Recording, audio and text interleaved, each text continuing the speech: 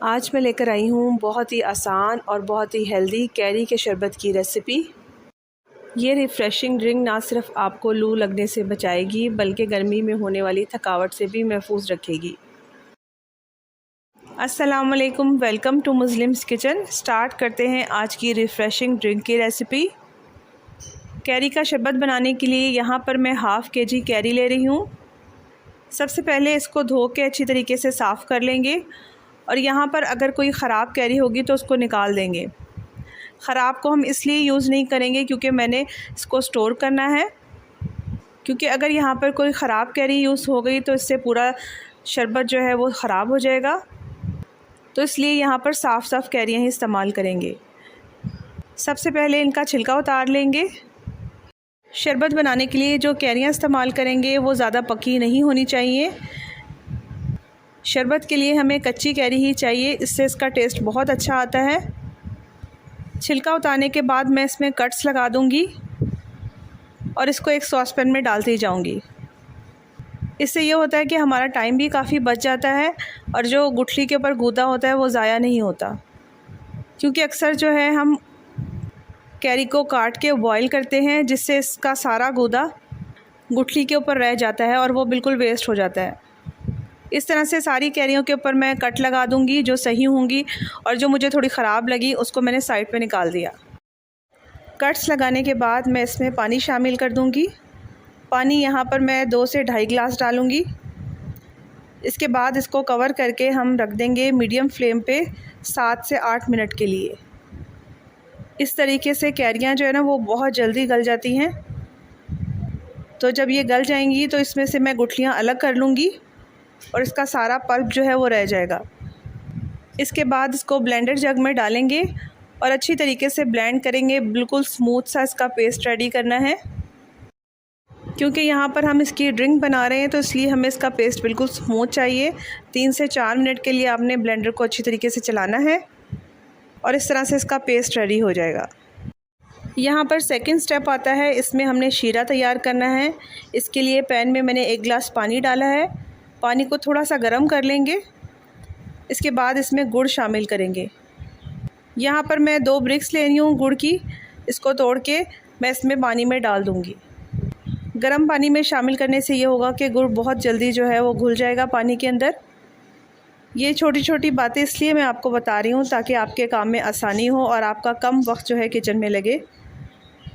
1 से 2 मिनट में गुड़ जो है वो बिल्कुल घुल जाएगा।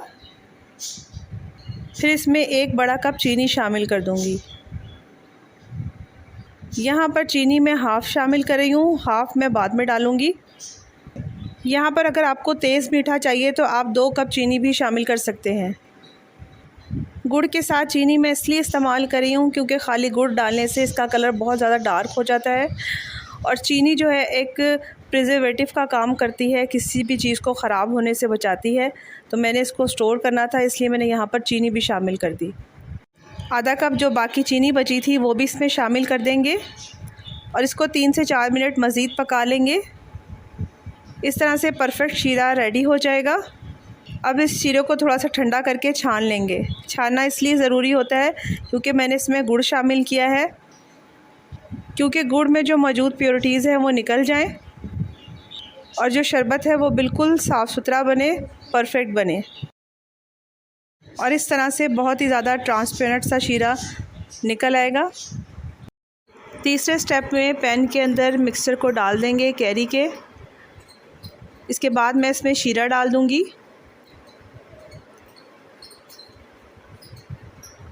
ये डालने के बाद हम इसको लो फ्लेम के ऊपर पकाएंगे 3 से 4 मिनट के लिए। यहाँ पर मैं 1 चम्मच काला नमक शामिल कर रही हूँ और थोड़ा सा इसमें ज़ीरा शामिल कर देंगे। ज़ीरा पाउडर शामिल कर दें तो ज़्यादा बेहतर है और इसको अच्छी तरीके से मिक्स कर लेंगे। इससे इसका टेस्ट जो है वो बहुत अच्छा आता है। थोड़ा सा इसको पकाने के बाद इसमें मैं फूड कलर शामिल कर दूंगी। ग्रीन कलर में थोड़ा सा पानी डाला और उसके बाद इसका बैटर सा बना के शरबत के अंदर शामिल कर देंगे। यहाँ पर कलर जो है ऑप्शनल है, अगर आप डालना चाहें तो डाल सकते हैं और स्किप करना चाहें तो स्किप भी कर सकते हैं। ये डालने के बाद इसको अच्छी तरीके से हम पकाएंगे। शरबत की शेल्फ़ लाइफ बढ़ाने के लिए यहाँ पर मैं सिरके का इस्तेमाल कर रही हूँ। 1 से 2 ड्रॉप सिर्फ सिरके के डालेंगे। इससे इसको लंबे अरसे के लिए स्टोर करने में बहुत मदद मिलती है। शरबत आहिस्ता आहिस्ता गाढ़ा होना शुरू हो जाएगा। ये शरबत आप बकरा ईद से पहले बना कर रखें, डाइजेशन के लिए ये बहुत अच्छा होता है। केमिकल वाली ड्रिंक्स पीने से बेहतर है कि आप ऑर्गेनिक किस्म की चीज़ें इस्तेमाल करें। बस यहाँ पर ये थोड़ा सा गाढ़ा हो गया है, मज़ीद इसको गाढ़ा नहीं करना।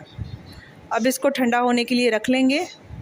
शरबत बनाने के लिए यहाँ पर ग्लास के अंदर बर्फ़ डालेंगे। इसके बाद अपने टेस्ट के अकॉर्डिंग शरबत ऐड कर देंगे और ऊपर से पानी शामिल कर देंगे और इस तरह से बहुत ही मज़ेदार कैरी का शरबत रेडी हो जाएगा। ऐसी ही रिफ़्रेशिंग और एनर्जेटिक किस्म की ड्रिंक्स देखने के लिए चैनल को सब्सक्राइब कीजिए, लाइक कीजिए। Thank you for watching.